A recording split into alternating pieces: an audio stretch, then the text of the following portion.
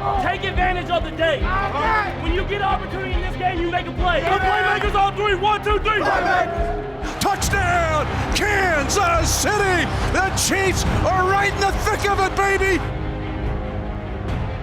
Welcome to this edition of Defending the Kingdom. Mitch Holthus with you, the voice of the Chiefs, along with the man we call the Shop, the Barbershop, the Spider-Man, the 10-year National Football League veteran and leader in our community, Shawn Barber. Before we get started, in fact, this episode we've entitled Smell the Flower.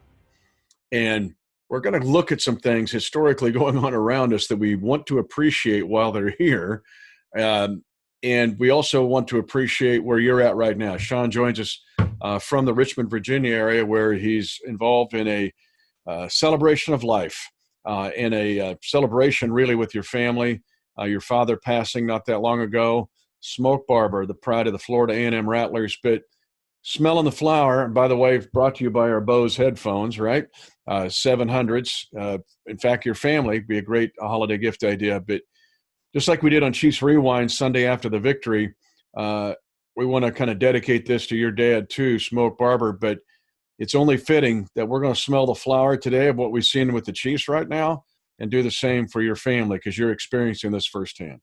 Man, I'm so appreciative and humbled by the amount of arms, the prayers, the thoughts, all the blessings that have poured in from the Kansas City area and also my hometown. Friends and family have come, like you would imagine, out the woodworks just to show us how much they loved and appreciated one William Barber. Like you said, the pride of the Florida A&M Rattlers, having the pleasure to be down there and coached by one of the Hall of Fame Coach Gaither down at Florida A&M, and all his teammates and the university has been so amazing to reach out to tell us what an amazing man he was on and off the field. So you talk about smelling the roses and being appreciative and remembering and having a chance to be in so thoughtful about what we actually have right now. There's no better episode to commemorate his life than this episode right now as we smell the roses and appreciate what we have with our Kansas City Chiefs. No question. And again, these Bose 700s are great for your family for a holiday gift idea. And just go to Bose.com. There's a drop down for headphones. You'll find them. And great gift idea. All right. I'm wearing the shirt here. One and not done. That means the Chiefs have won a 5th consecutive AFC West title, but there's no parades and no confetti. However, Coach Reed and I were talking about this earlier this week on the Chiefs Kingdom show. He's taught me this in 8 years, to not let everything around you, because we're busy and you guys are your family will scatter after you're together and living on life, but you'll remember your dad and what it meant, seeing those pictures behind you, just the legacy, but it also is a way of carrying you on forward. Nobody's having a ring or a parade after a division title, but when I was growing up on that farm in Smith County, Kansas, there would be lilacs, and I remember just the fragrance of those lilacs, and you would just stop on the way to your next piece of work and sniff that lilac and then move on. That's what we're going to do here, because what we're seeing, Shop, around us that you and I are living every day in the rest of the Chiefs Kingdom is unprecedented. Let's take Travis Kelsey. Oh, my gosh, 90 catches, 1,250 yards. That's 400 more than the next closest tight end, Darren Waller, who's having a really good year. It is 10 less catches than Stephon Diggs and 83 more yards. His yards per catch average is 13.9, eclipsed of the top 15 receivers, not tight ends, only by, his teammate Tyreek Hill at 15 a pop and DK Metcalf at 17 a catch. We have never seen this before in the NFL of a tight end doing this. We're living history that 25 years from now we're going, man, you called his games? What was that like? Was that crazy? Barbershop, we got to smell the flower here and what Travis Kelsey is doing. Man, Travis Kelsey is playing out of this world. He's playing out of his mind right now. So you can tell because when you interview him, sometimes he can't even put it in words. When you talk about what is his mindset and what is he doing to prepare himself for the next game, he always talks about the details. He takes it back to training camp. He takes it back to the smallest nuances of being able to work extra hours, extra plays with Pat, making sure they're on the same page, making sure they're seeing the defense the same way. And it's paying off multiple times. The return on our investment, when you talk about what Pat is doing, the connection, the 1-2 punch he has right now with Travis Kelsey, the return on investment is like he's always open. In every play, no matter if he's covered or not, throw it his way, he'll make a play. And even when he's covered, he becomes uncovered, like we saw in that touchdown play last week. There was 4 or 5 defenders around with no one to cover but Kelsey. And somehow he still found that open area to create that touchdown, to give his quarterback that lane, the zooming in there and score that touchdown. They are clicking right now on a rate which is, it's like instinct. It's like innuendo. They're thinking, they're seeing things through the same set of eyes. And I don't think we've seen that from that tight end position since Tony Gonzalez was here with Kansas City. But even with T-Gons, and he's a friend of yours and mine, and loved calling his games, and he was a teammate of yours. Even T-Gons wasn't doing this. I mean, he wasn't ripping it off at 14 a catch, like in being compared to the receivers. He's there with D-Hop. I mean, go right down the line. Keenan Allen, this is a tight end that's in the receiver conversation. If he leads the NFL in receiving, it's never been done in the history of the league. And so getting ready for the Saints game, man, it's going to be a big game, but take a sniff of this flyer that we've got in Travis Kelsey's historic season. I can't remember the last time a tight end has been in the running for Offensive Player of the Year. If there's any year that a tight end should be not in the conversation, but he should be the first person you bring up when talking about Offensive Player of the Year, because he's doing something so amazing at a position that historically hasn't been able to perform with those type of numbers. He's blowing past everybody else's one season totals when you talk about catches and yards. But he's such a integral part of our offense. It's not like it's a surprise on Sunday. Oh, Kelsey's available. He's he's part of this offense. He's a major part of this offense on a week-to-week basis, and he's still putting up tremendous, monumental numbers. This is going to be a season for the ages. When you talk about the tight end position, this is the season they're going to be measured by. No question. And then let's throw in Tyreek Hill, who's sitting there at 77 catches, almost 1,200 yards, 15 yards a catch. Putting those two together now, we have not seen in Chiefs history and rarely seen in NFL history. This is like a Marvin Harrison, Reggie Wayne of the Colts with Peyton Manning. The other combinations that have happened down throughout the years. This is reaching now historical levels, not just for the Chiefs, but for the National Football League to throw Tyreek Hill in this historical smell the flower discussion. Yeah, like Jerry Rice and John Taylor. John Taylor, yeah, that's a good. Yeah, like some great duos like that from the past, or the here in Redskin land, the Art Monks and Sanders and the trio, the three amigos they had here. When you're able to use the tight end position to control the middle of the field, and you're able to pair that up with somebody who is so explosive, like Tyreek Hill. Tyreek Hill is the ultimate short, middle, and deep threat. He's commanding respect for crossing routes, running the ball, deep over routes, and home run throws. When you have one receiver that demands that type of attention, and then you have a tight end position who you can't put on any linebacker in the league, you basically are giving us the first down. And even last week when Rowe was covering, you put DBs on him. He was still unguardable. When Pat Mahomes, Tyreek Hill, and Zeus, what we call Kelsey, is clicking on all cylinders, I think that you just have to defensively put your hands up and ride the tide and wait for us to wait for the moment to pass, because we're going to go down the field and we're going to score, and you just got to hope that you can keep the scoreboard lit up with us. And what we're trying to do here is we're not watching this on some NFL Films documentary. We're not reading this in some coffee table book of like, wow, that was really something. No, we're living this shop. We're right in the middle of this. That will be in a coffee book, already is in some instances, or however we're watching video in 20 years, it'll be like, wow, those guys are all together at the same time. That's crazy. Now we throw in Mahomes into this smell the flower discussion. He's been so good, it's easy to take it for granted. You think about this. This will be his 45th game coming up against the Saints this weekend. He's already, after 44 games, the all-time NFL leader in passing yards, completion percentage, attempts, fewest interceptions, touchdown passes ever.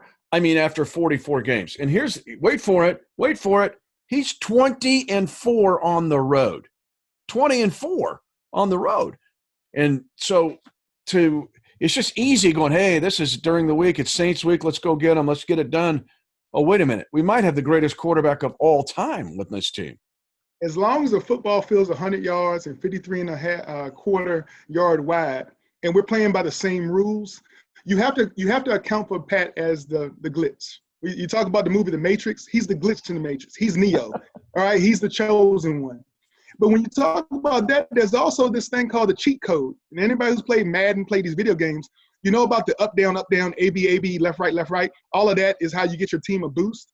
Well, Kelsey is the up, Kelsey. Then you go down, Tyreek Hill. Left, right, Clyde Hilaire-Edwards, AB, Bell. And that's not even mentioning Robinson. That's not mentioning McCole Hardman. That's not mentioning – there's a plethora. It's amazing what is when you open the cabinet here in Kansas City and you talk about offensive weapons on the shelf, you have the choice between so many this unguardable, elusive weapons, and you put that on top of the creativity in the mind of one Big Red, Andy Reid, and Eric Bieniemy. It's just the rich get richer. It's an amazing time right now when you talk about being able to live through a legacy, to be able to witness a dynasty in the making. There are notes that are being taken right now that a decade from now, people are going to be looking at how in the world that the Chiefs collect so many elite pieces and be on one team for so long. And I think that's when you have to take your hats off to Brett Beach and as the general manager, putting these pieces together and convincing them to come back for the running back tour. And for Clark Hunt to be so involved and make the investments and be all in as the chairman and CEO of this team, that can be easily overlooked too. So we're smelling the flower today. Nothing's been accomplished. We haven't won the division championship for a fifth straight year. That's a big deal. But trying to win the next box, which is get the bye in the AFC, which actually could be accomplished this week if the Chiefs win in New Orleans. It would take a Buffalo loss and a Pittsburgh loss, which was that's not probable. But here's another thing that I wanted to take into account on this podcast. If the Chiefs can win at the Superdome on Sunday against a really, really, really good Saints team, which is also fighting for the 1 seed, the bye in the NFC with the Packers tied at 10-3, and they too can wrap up their fourth consecutive NFC South division title just by beating the Chiefs this week. The Chiefs, if they beat the Saints, will be, Shop, get this, let's all wait a second, 8-0 on the road.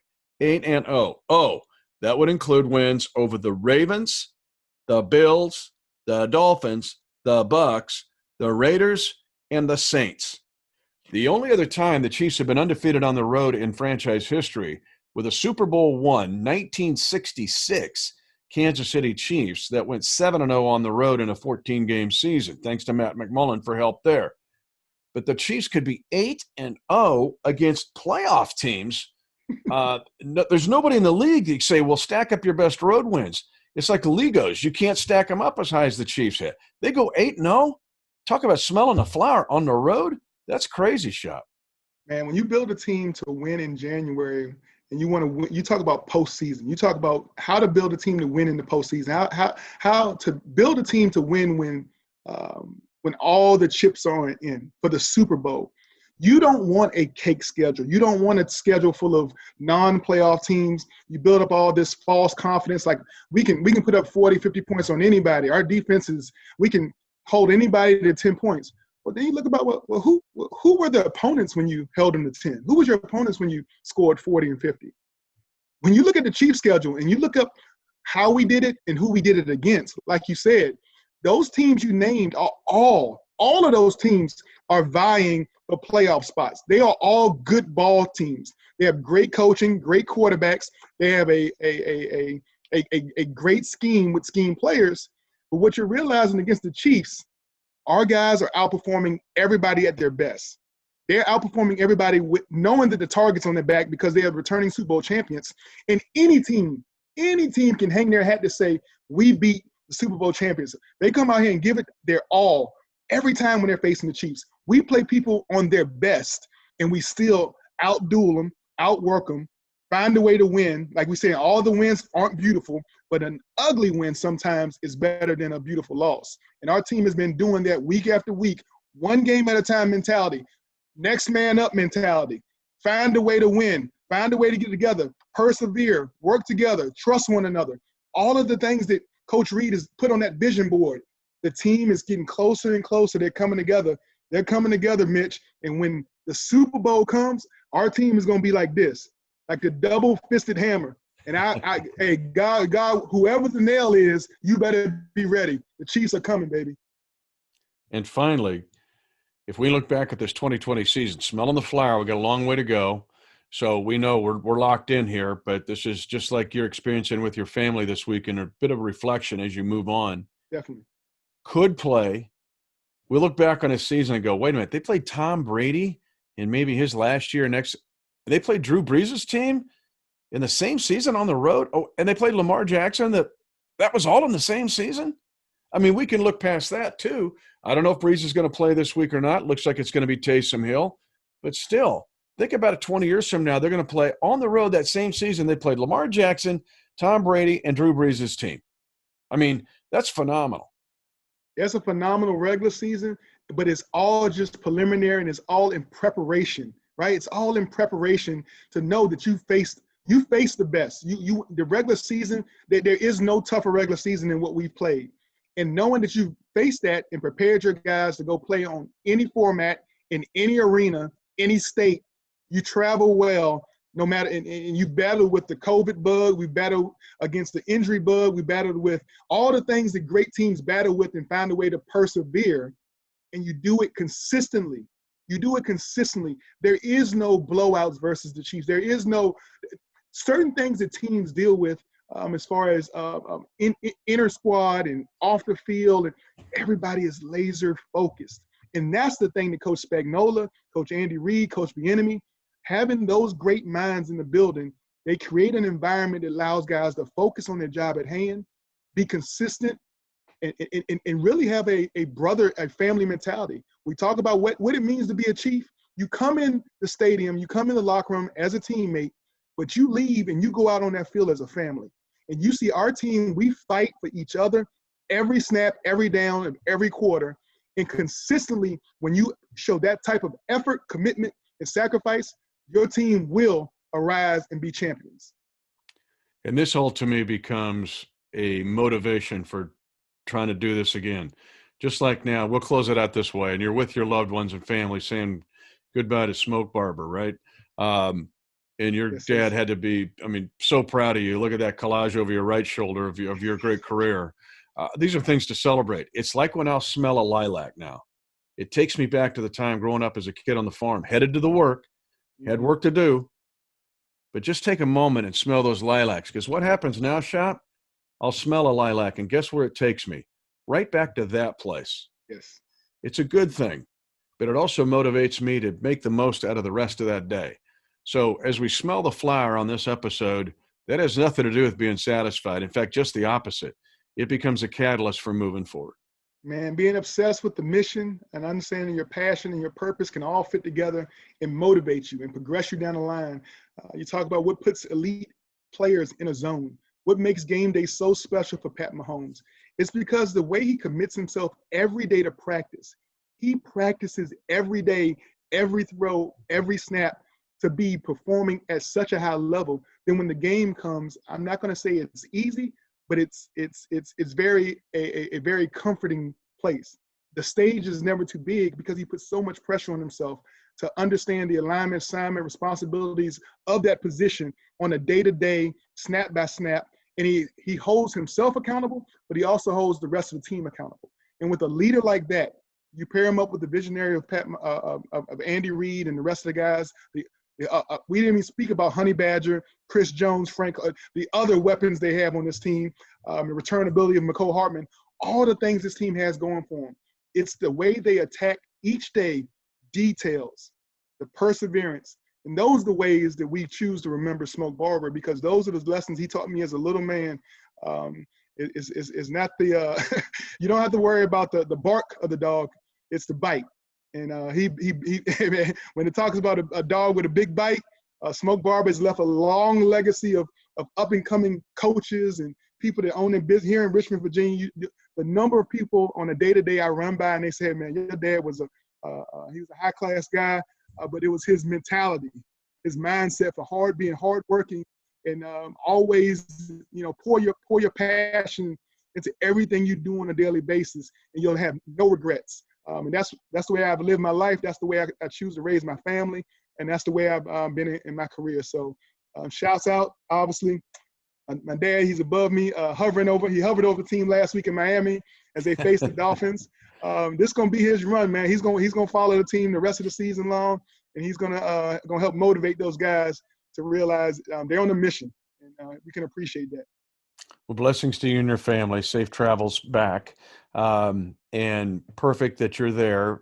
And challenge going through what you're going through, but it's also perfect for just illustrating what we're trying to say today. What's going on with this team? It's okay to take just a second and smell the flower as you also keep working hard to try to run it back. He's Shawn Barber. I'm Mitch Holthus, voice of the Chiefs. Thanks for joining us in this edition of Defending the Kingdom.